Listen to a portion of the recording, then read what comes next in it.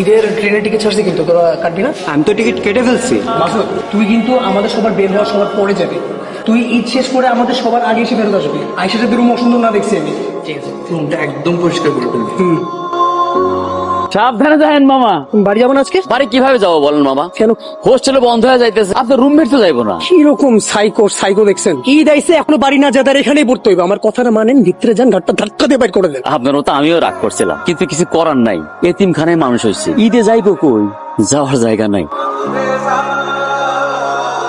কি বাড়ি যাবো না? তুই ব্যাগ গুছা, একসাথে যাবো।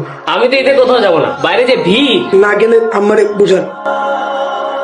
ব্যাগটা গুছায় তাড়াতাড়ি বাড়িতে চলে আসো। দুই ভাই একসাথে ঈদ করবা, মায়ের কাছে ঈদ করবা। আজকে থেকে আমার ছেলে একটা না, আমার ছেলে দুইটা। মায়ের কাছে ছেলেরা না আসলে কি মা ঈদ করতে পারে? আরে গাধা ছেলে, তোমার মা অপেক্ষা করতেছে, তাড়াতাড়ি চলে আসো।